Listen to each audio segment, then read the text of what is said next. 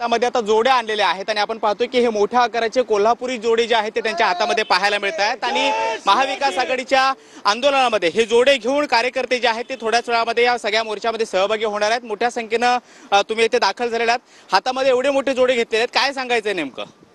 ये जोडे मारो आंदोलन आहे, त्यासाठी आम्ही जोडे बनवून आणलेले। सध्या तुम्ही हे जोडे लपवून ठेवताय, मात्र मोर्चाला सुरुवात झाल्यानंतर तुम्ही ते घेऊन या मोर्चामध्ये सहभागी होणार आहात। हो, त्या मोर्चामध्ये आम्ही सहभागी होणार आहे। आम्ही नाशिकहून आलोय, सुधाकर भाऊ बडगुजर जिल्हा प्रमुख त्यांच्या बरोबर आलेलो आहेत। आम्ही जोडे कुठे बनवले तेवढे मोठे? हे नाशिकमध्ये बनवून आणलेले जोडे।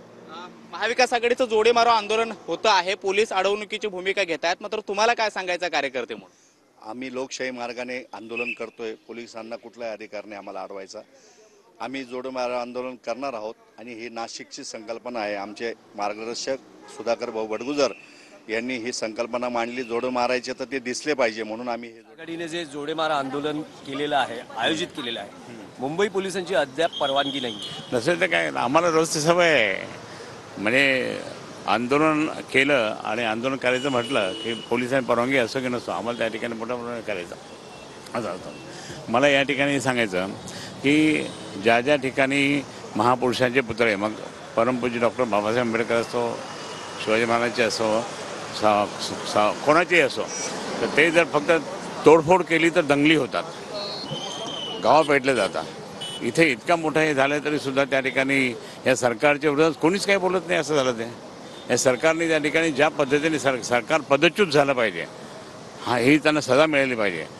दंगली तर होतातच बऱ्याच ठिकाणी, पण हे जर अशा पद्धतीने जर करत असतं तर आम्ही सहन नाही करणार। पण पंतप्रधानांनी, मुख्यमंत्र्यांनी याविषयी या प्रकरणी माफी मागितलेली आहे। म्हणजे आधी खून करायचा मग माफी मागायची, हे कुठं? पण मग विरोधी पक्षाची नेमकी अपेक्षा काय?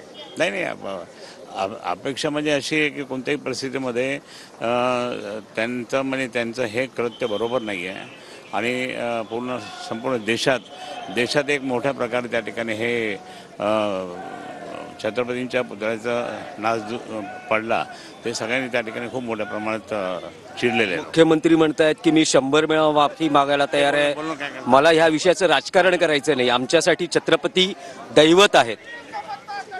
म्हणून मला एक सांगायचं की ज्या पद्धतीने हे काम करायला लागले, मग यांना जोडेच मारले पाहिजे ना।